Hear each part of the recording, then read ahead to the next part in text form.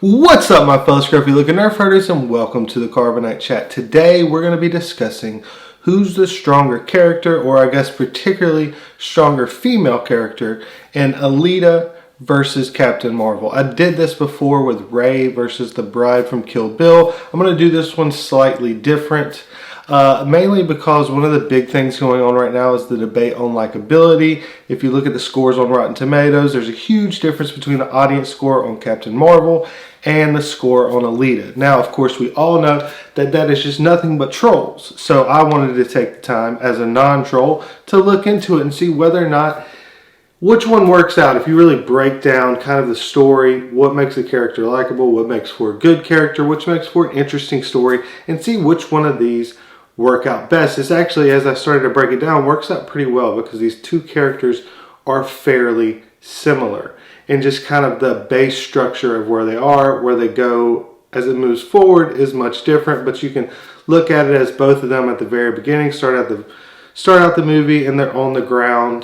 They're kind of beaten down, so to speak, one less so than the other, but they are technically both starting out. Your first shot to them are on the ground. Both of them do not remember who they are or where they're from. They don't understand the power that they have, and it's kind of a journey to figure out who they are and learn about the power that they hold. So it's an interesting little concept. The two ratings that we're going to kind of go on to decide which one works best is one, the conflict and the struggle that a character goes through.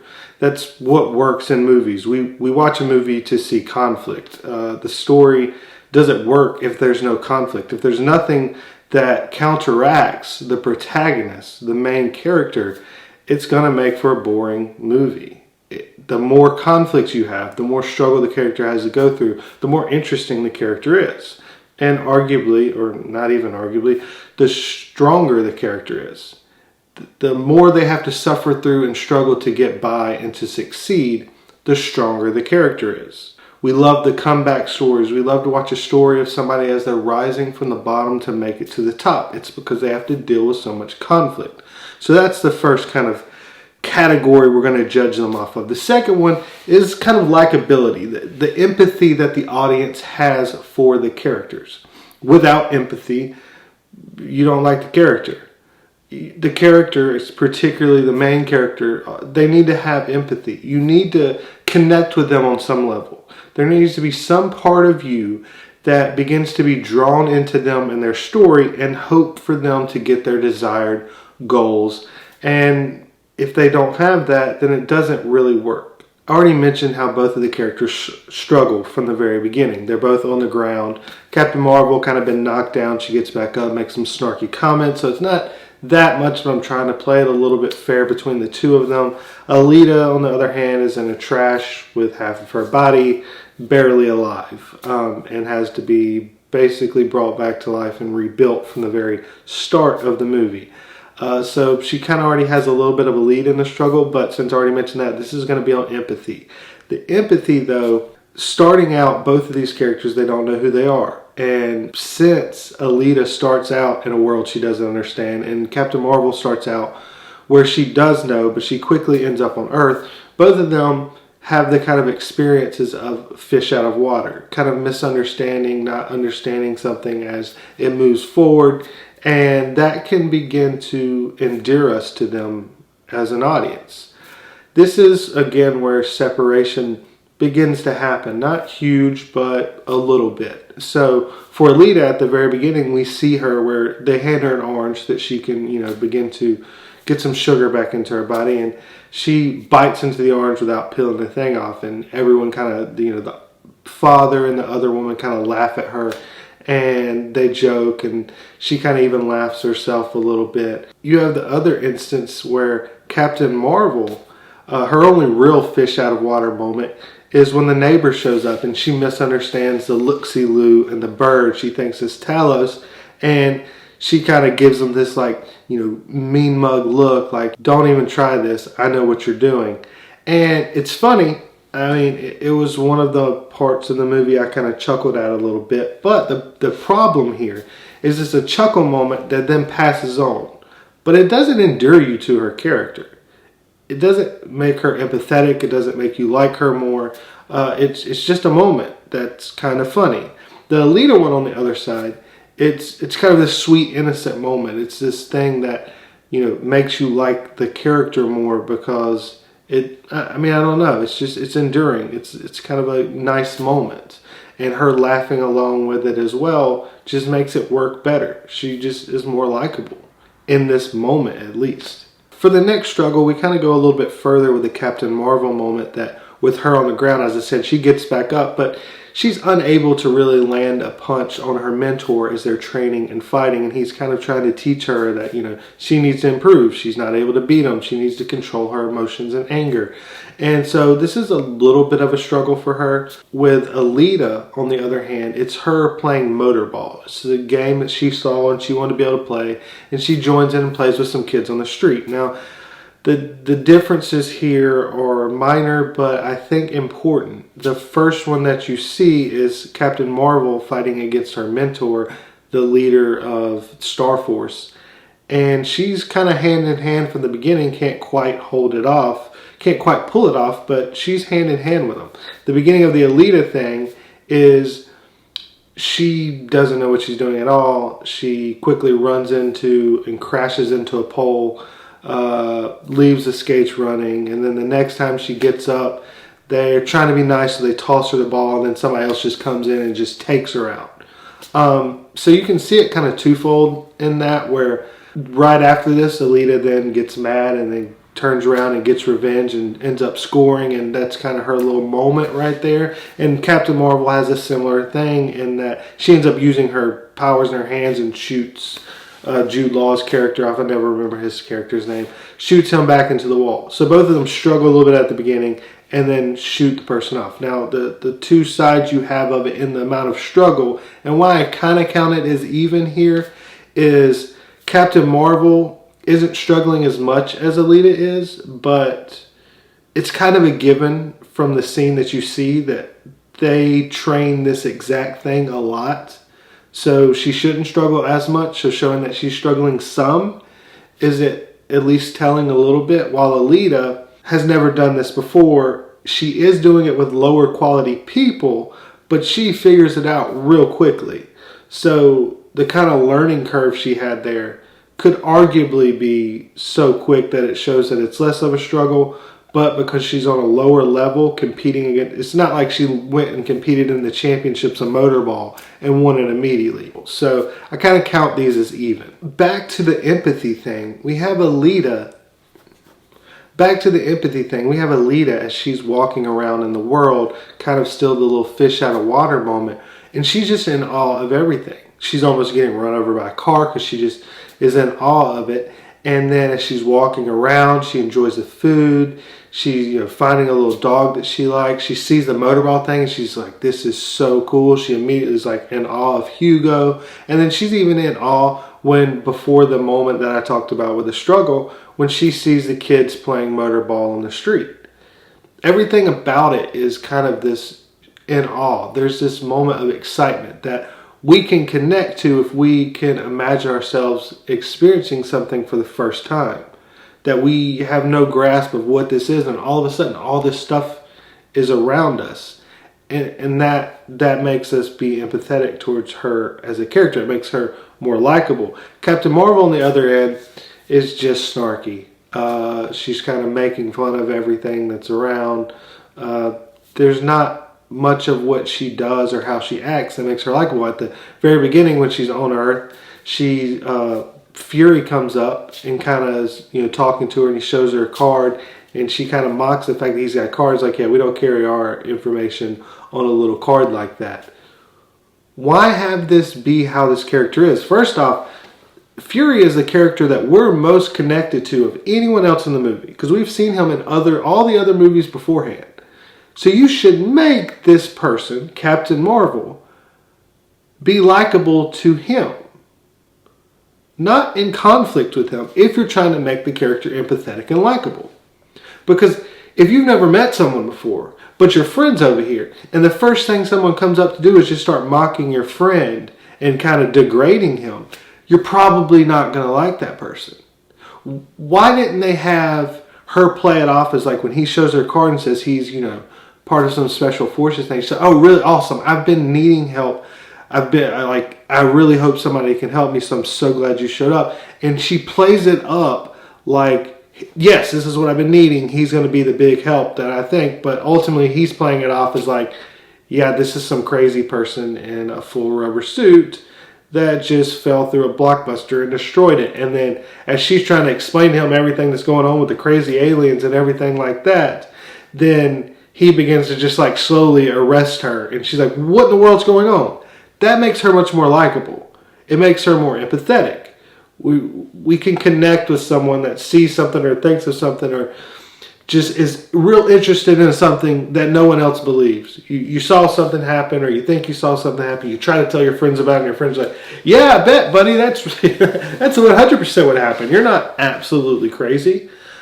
So I just don't get why they played that. Instead of her being snarky or sarcastic about it all the time, making a comment like, oh, that's the first good question you've asked all day.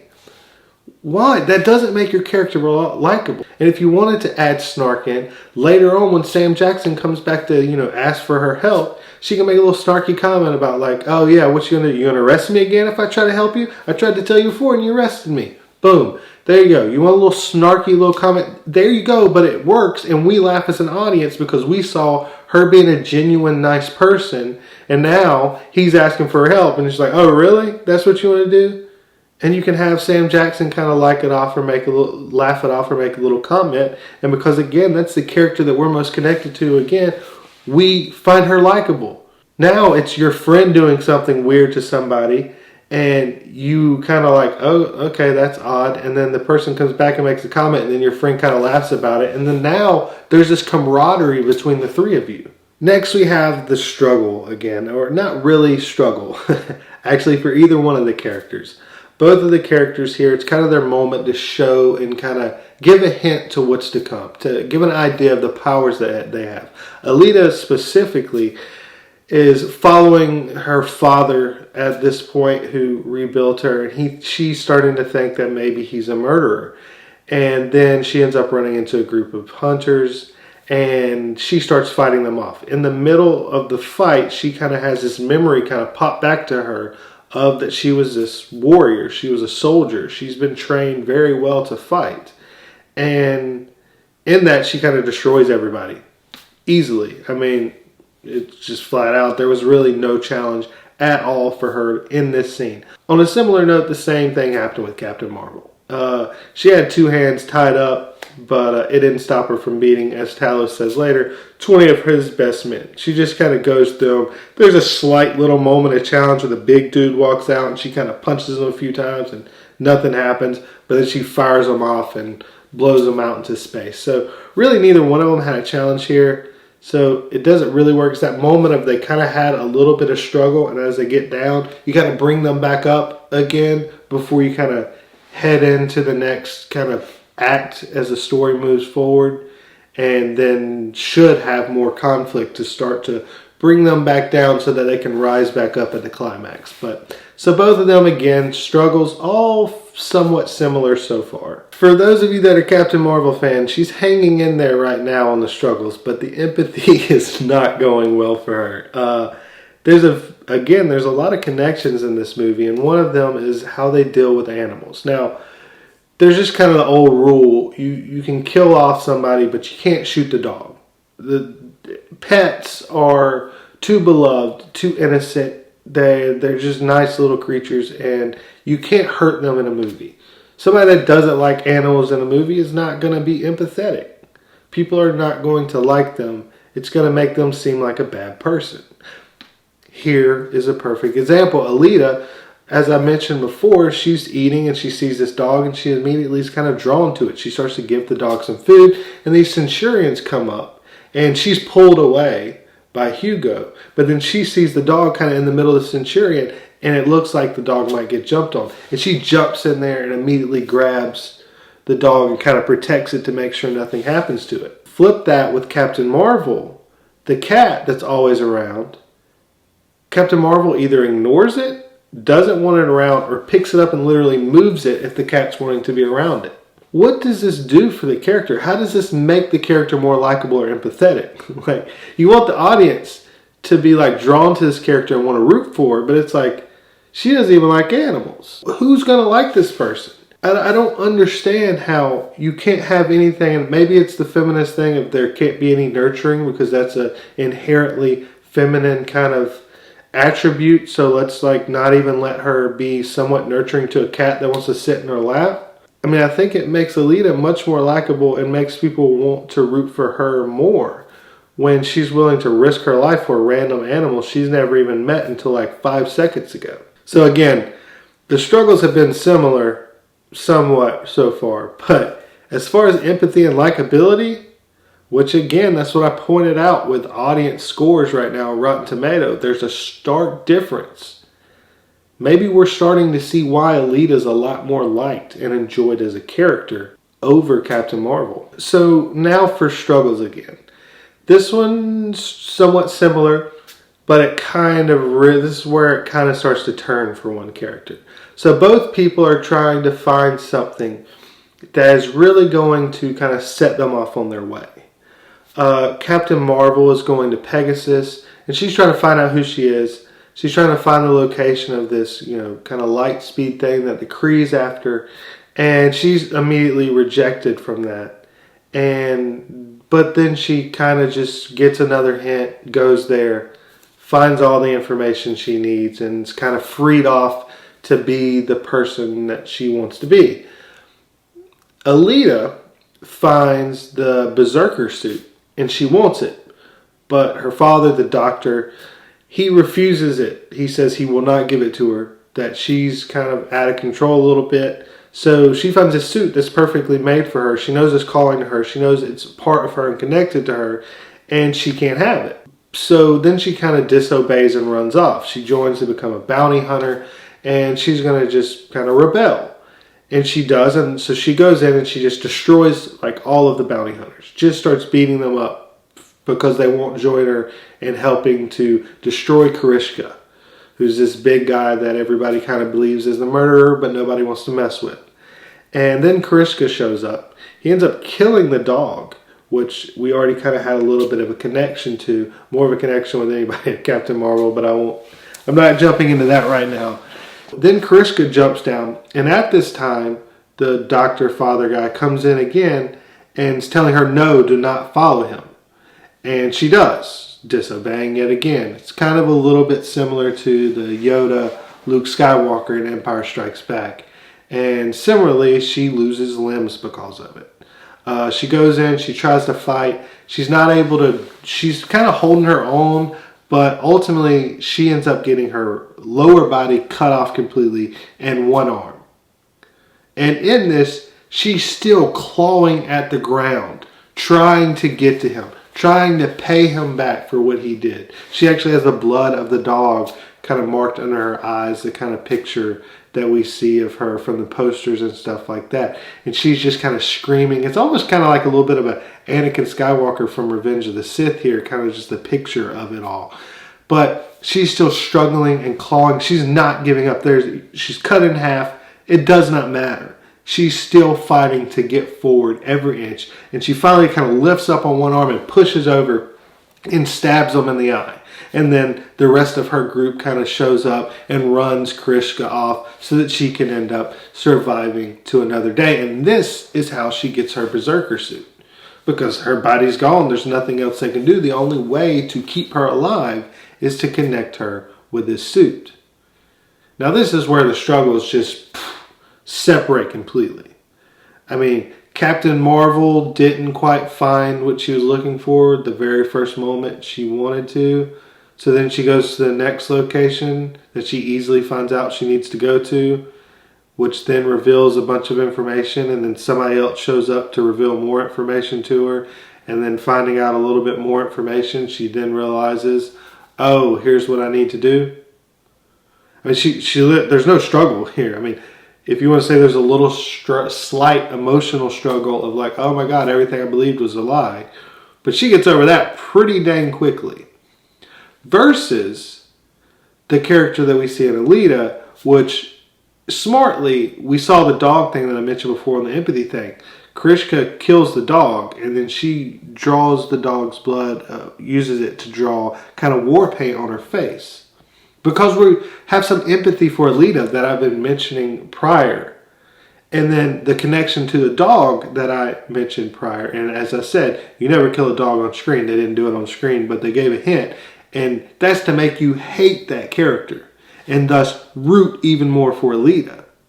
And then when she goes after him and she loses, you don't expect it because she already beat him once. But now I came back with some more weapons and she's cut in half.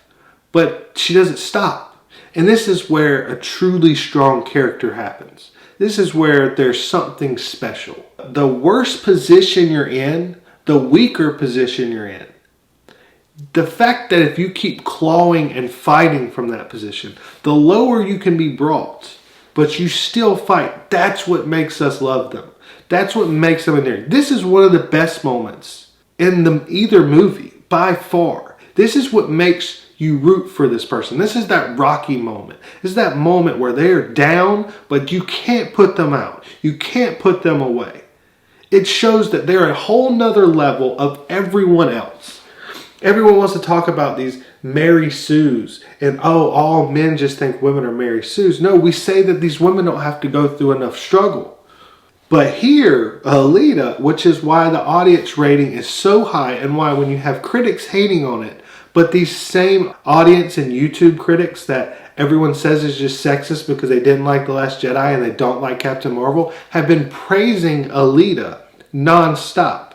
And the reason for that is stuff like this. Because you can take that girl's, almost her entire body, as long as she's got one hand, she's going to keep clawing and keep fighting. And that just draws up that emotion of like, just love for that character and wanting to see that character make it. You are rooting for that character more than almost anyone else at that point. When I reviewed the Kill Bill, the bride versus Rey, that was a lot of what I was saying with the bride at the very beginning. I mean, the amount of crap she has to go through at the beginning has you so 100% on her side for everything else that happens. You're just gung-ho pro-bride. Same thing with Alita here. There is never an instance even close to this for Captain Marvel. And that just destroys her, that hurts her character so much. I mean, this alone ends the debate of who had more struggle. But I'm going to continue on because they're not done with Alita. And this is why this is one of the strongest female characters we've had in a while. And it's set so perfectly in the middle of the movie. All the empathy that built up has now pulled you in so close and you're rooting so much for this person. And now seeing the will, the desire inside of her. We've all had that desire. We've all felt like we were cut down and we just wanted to claw and make it. And sometimes we just feel like we can't because we're all alone. Or sometimes we claw out of it. But we've all felt that feeling and we all respect and look up to someone that we've seen that's clawed it out from the very bottom. And that's why we love Alita. But the next one is looking at relationships between the two of them. Now, Captain Marvel doesn't really have a relationship with anyone. You can kind of say the buddy cop thing with Sam Jackson's was interesting. Some people kind of mentioned that, but clearly the obvious relationship in that movie that they were trying to tug on the emotional heartstrings was with her and Maria. For theirs, we get some flashbacks. That's about it. We get a few flashbacks and then they meet. And then Maria acts emotional as Captain Marvel sits there and just looks at her. But the story just leading up to this point, this emotional moment, is just flashbacks. We don't get to see them like it's trying to give a hint of like, oh, Captain Marvel's fun. Look at her singing and smiling. She don't smile the rest of the movie. She's not happy the rest of the movie. She's not friendly the rest of the movie. I mean, maybe there's one or two moments with her and Sam Jackson. Flip that with Alita and Hugo. They go out. She gets to kind of enjoy finding out what chocolate is. She's so excited about finding her new favorite food. He takes her to a motorball thing. She's so excited about the motorball game. They begin to just talk about different things that they like and enjoy, their desires, their goals, what they want out of life. I mean, there's just a complete difference in being able to see and experience and find someone likable and enjoyable and seeing how they go back and forth with someone else versus the Captain Marvel thing. Not to mention both of these building up an emotional thing. One has no payoff. The other has a huge payoff, but we'll get to that. Captain Marvel doesn't offer anyone anything. I mean, she tells the daughter that she can pick out the suit, but then basically picks out the suit for her. And then later gives her the jacket, but says, give it back when I come back. Like, she doesn't give anything to anyone. Like, she's just terrible. Alita, though, literally offers her heart, takes it out and says, you can have this and sell it so that you can achieve your goal of making it up to where you want to make it. Yeah, I buy that relationship when you get to that point. And it doesn't just happen like that. It's the other stuff leads up to this point. They spend time together. They have a connection. There's some chemistry. They begin to talk deeper when they're not out and around everyone else. They learn about goals and desires. And then she decides that she's going to offer herself, her heart, so that he can achieve his goals. Do I need to say who won the empathy here? I mean, really? Here we have struggle again. Now, this is kind of interesting because we're leading into kind of the final act. And both of them have kind of all the power. They're in complete control. Like, no one's going to beat them. Like, you do not expect anyone to challenge either one of them as far as fighting comes. Alita's got the Berserker suit. Captain Marvel now has beat the Supreme Leader or Supreme Intelligence and has, fire powers, and she's glowing and unbeatable. So, as I said in the Captain Marvel review that I did, to make a good story, you've got to give them some other form of conflict or struggle that challenges them so that they can't solve it by their great power. Alita does this brilliantly. Now, she's going to compete in the motorball thing because Hugo suggested she does it. They can make some money, and that's how they can get up there, because if you win at the motorball thing, if you're the ultimate champion, you get to go up to where the big city in the sky they want to make it to. So she's going to compete. She then finds out that everyone there has basically been offered a bounty on her that if they kill her, they get this huge amount of money. So, not really a challenge. We've seen her beat up all the bounty hunters at the bar. Yeah, it's going to be for an interesting action scene. It can look cool because they're all skating around while fighting each other.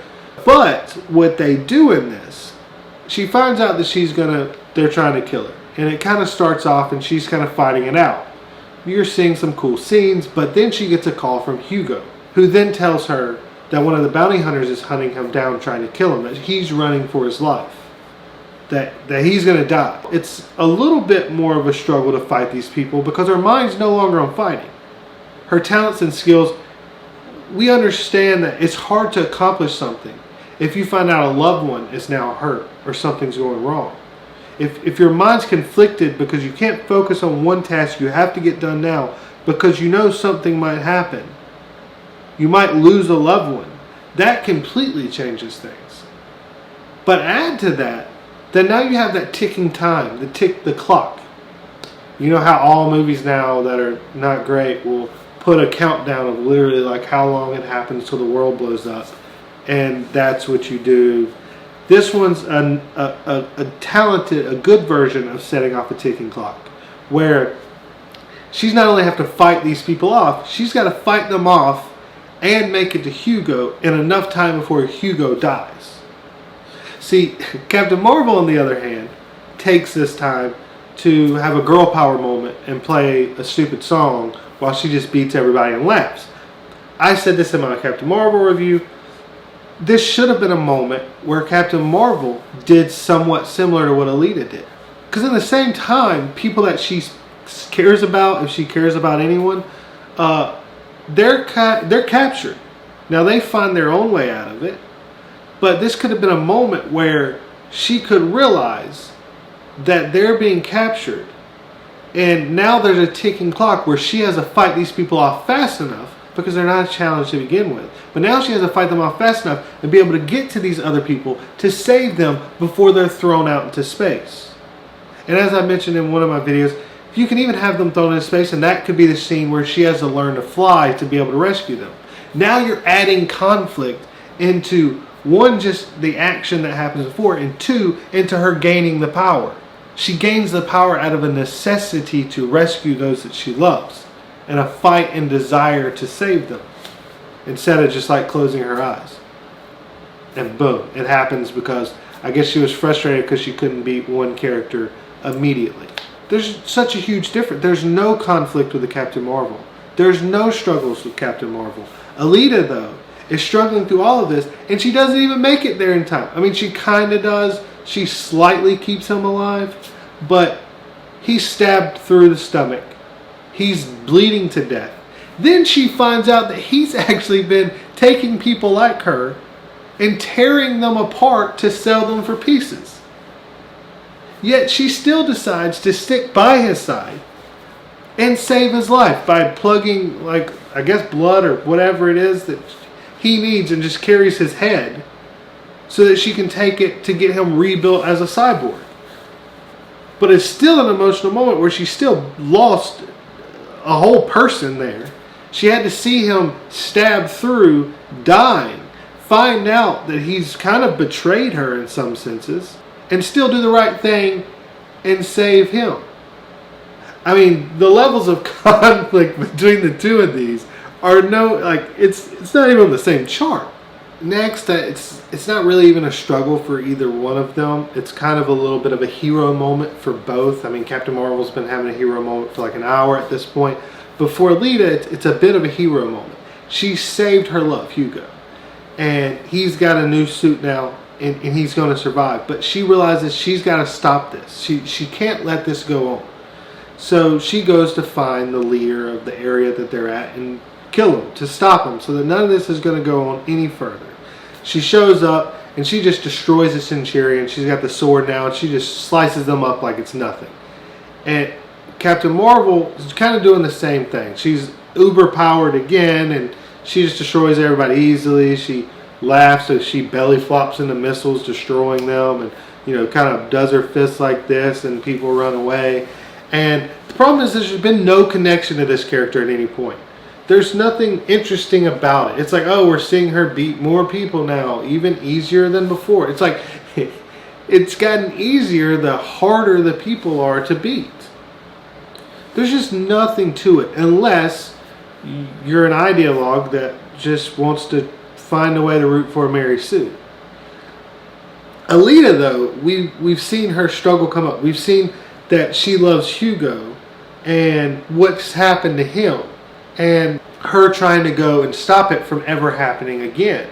And then she gets there, she destroys the Centurions, and we're just rooting along. We've been wanting for this to happen. Before we saw her where it kind of showed her skill, but now we're truly connected to her and her desires to kind of go and protect all of the people that she loves. So she gets through and she finds the guy. She finds out that someone else has been killed, and she realizes that they were never going to get up above. That was all a lie. And then Kriska shows up. If the empathy wasn't enough that we were rooting for her because she's trying to protect and take care of the person that she loves, that we know she loves, that we've seen her pull her heart out to give it to, we now get to see her fighting Kriska again, who we last saw cutting her in half as she clawed to get back at him. We knew how much she wanted this revenge, how badly she wants to destroy him. And we're full on her side at this point, from seeing that, to seeing how she acts with Hugo, to seeing her protecting the dog, to having her just be ultra likable on everything else. And again, for people that may say, oh, you talked about a cute dumb girl and you just want her playing with puppies and all this, all you men just have a weak view of women. No, that just made her likable. There's nothing weak, and there ain't even really anything sweet at this point about Alita. She's just there to slaughter people. That's it. The point is you just make them likable. She's strong. She's the strongest person in the entire world at this point. But no one's calling her Mary Sue because we've seen that struggle. We've seen her literally clawing with one hand to get forward. We've seen her losing stuff left and right. We've seen her lose to Karish before. But now she's fighting him, and we are so far on her side. Because it's a great character, period. And it just happens to be that she's a great, strong female character. And she destroys Krishka. And it's an amazing moment that everyone's cheering for and everyone enjoys. And it's so much of an emotional moment and more real and connecting, and you feel it more as an audience member than you ever will for the Captain Marvel. Then you kind of have the closing out. And again, this is just one of those that separates it so far. You have Captain Marvel having a fun dinner, laughing and joking with friends. And then she goes and just flies off into space to beat more people and win things. And you're left as an audience member to be like, oh, okay, what's in the post-credit thing? So I can actually get something that'll mean something for Avengers Endgame. Alita, on the other hand, goes to find her love. Finds out that he's trying to run away because there's a bounty on him. And so he knows he can't live down there anymore. So he tries to walk up these big tubes to make it up to the city. Because he had said before in the movie that if he had her strength, that he would do that. Now he has her old strengths, maybe, because he's a cyborg. So he's trying to climb up. But she knows, because she's seen in her visions as she started remembering things, that there's these huge claws that'll come down it to basically not allow anybody to climb up those. So she's begging him to come back. After she beat Karishka, she's informed that from the Watcher that's above, because she wins this, but now she realizes she can't beat the ultimate power. It's like Ronan showing up and then Captain Marvel not being able to stop Ronan. And Ronan does something, and what would have been better, Ronan does something, destroys a bunch of stuff, and then leaves with a smirk on his face. And Captain Marvel's left there with like, got to get him back. But it didn't. She just does this and he runs. So, forget intrigue, story, conflict, leaving something for the audience to long for in a secondary movie that's coming. But Alita, it says, it shows that there's this Watcher up there that she can't do anything to. She killed all the people down here, but now she's got to find a way to get up there and get to this guy that she has no way of knowing how to get there. The guy warned her that he can just kill off her loved ones. He's got eyes everywhere. So now she's trying to find Hugo again, and he's up there. And he won't listen to her. He's like, I will be running for the rest of our lives. And she's like, fine, we'll run, but at least we'll be together. We'll find a way, but you can't make it up that way. And of course, we're connected with this because we've seen their relationship. We've seen what she's given up for him, offering the heart, forgiving him for how he acted beforehand, saving his life. But he won't stop. And so the claws come down and he's like knocked off. She barely grabs him. She's trying to hold him up and pull him up. Again, another scene that's so much more emotional than anything in Captain Marvel. We're so connected in what's happening at this point because we're connected with Alita. We're connected somewhat with Hugo. He was kind of an odd Disney Channel teen heartthrob kind of crap But I buy it with Alita. I'm rooting for him to live because of Alita. And she's trying to pull him up, but she can't. The arm starts to break off, and now he falls. She has to watch one last time the person she loves die. I mean, that's 2 times in 30 minutes. No one Captain Marvel knows she has to see die. Yeah, she sees back in her flashback and remembers that Lawson died. But I mean, did we even believe that she cared in the slightest bit? No, she didn't.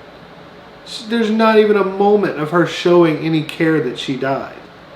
She doesn't care. She doesn't have emotion, so that's why she doesn't care. But Alita here, we know this devastates her.